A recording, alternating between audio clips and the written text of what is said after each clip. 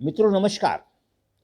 आज हम आपसे एक महत्वपूर्ण विषय पर चर्चा करना चाहेंगे और आज का जो टॉपिक मैंने चुना है वो आपके लिए है types of oxy acetylene flames. Oxy acetylene flames के प्रकार। मित्रों, गैस वेल्डिंग में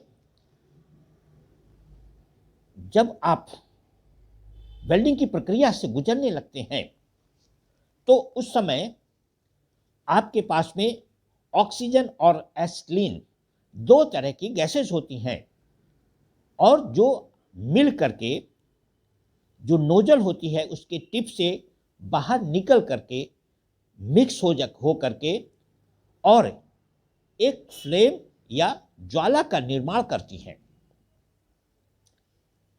इस ऑक्सीजन और एसिटिलीन गैस के जलने से तीन प्रकार की ज्वालाएं उत्पन्न होती हैं। नंबर 1, उदासीन फ्लेम या न्यूट्रल फ्लेम। दूसरा है ऑक्सीडाइजिंग फ्लेम। तीसरा है कार्बोराइजिंग फ्लेम। तो मित्रों, आज हम आपको इन तीन फ्लेम के बारे में सूचना उपलब्ध कराने जा रहे हैं और एक महत्वपूर्ण सूचना है क्योंकि वेल्डिंग व्यवसाय से संबंधित जो भी छात्र हैं उनके लिए इस विषय को जानना अति महत्वपूर्ण है। सबसे पहले हम आपसे उदासीन फ्लेम या न्यूट्रल फ्लेम के बारे में चर्चा करेंगे। उदासीन फ्लेम या उदासीन ज्वाला में ऑक्सीजन और एसिटिलीन गैस को ब्लो पाइप में समान मात्रा में मिलाकर जलाया जाता है।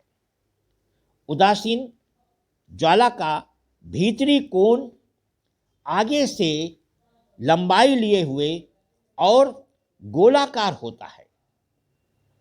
उदासीन ज्वाला का प्रयोग cast iron, mild steel, stainless steel, तांबा तथा एल्युमिनियम आदि की वेल्डिंग में प्रयोग किया जाता है।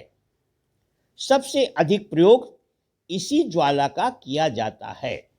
पॉइंट टू बी नोटेड कि सबसे ज्यादा वेल्डिंग में न्यूट्रल फ्लेम का उपयोग किया जाता है क्योंकि कई बार ये प्रश्न आपसे पूछा जाता है कि वेल्डिंग प्रक्रिया में सबसे ज्यादा किस तरह की ज्वाला का उपयोग किया जाता है।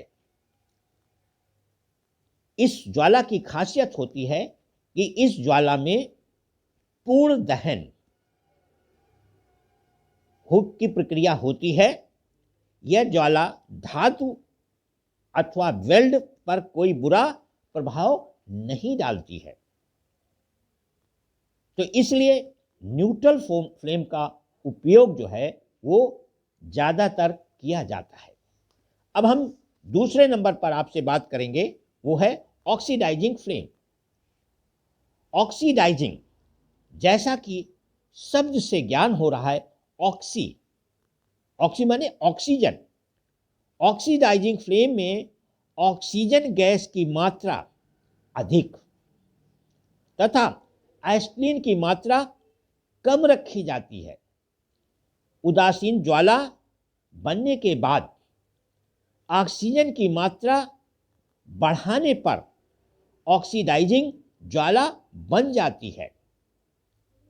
यहां ध्यान देने वाली बात है कि जब न्यूट्रल फ्लेम तैयार हो जाए, और न्यूट्रल फ्लेम के बारे में आपको बताया है, जब ऑक्सीजन और एसिटिलीन की मात्रा समान हो, उसके बाद के स्टेप में हम ऑक्सीजन की मात्रा को थोड़ा सा बढ़ाते हैं। इससे हमारी ऑक्सीडाइजिंग फ्लेम बन जाती है। अंतर इतना है कि इस ज्वाला का इनर कोण या इनर एंगल उदासीन ज्वाला की अपेक्षा पतला एवं छोटा होता है। यह ज्वाला वेल्डिंग कार में कमजोर होती है इसका प्रयोग पीतल या ब्रास की वेल्डिंग तथा जस्ते के नियंत्रित ज्वलन में होता है। धातु पर ज्वाला का प्रभाव ऑक्सीकारक होता है। ऑक्सीकारक माने ऑक्सीडाइजिंग होता है। तो ये बात आपको समझ में आ जानी चाहिए कि ऑक्सीडाइजिंग का प्रयोग जो है सीमित रूप में ही वेल्डिंग की प्रक्रिया में किया जाता है। अब हम तीसरे प्रकार की चर्चा करेंगे और वो तीसरा प्रकार है कार्बोराइजिंग फ्लेम। कार्बोराइजिंग फ्लेम में एसिटिलीन की मात्रा जब उदासीन ज्वाला आपको प्राप्त हो जाए तो उस अवस्था में एसिटिलीन की मात्रा को थोड़ा सा बढ़ा दिया जाता है। इस ज्वाला के बीच का भाग इंटरमीडिएट जोन भी होता है।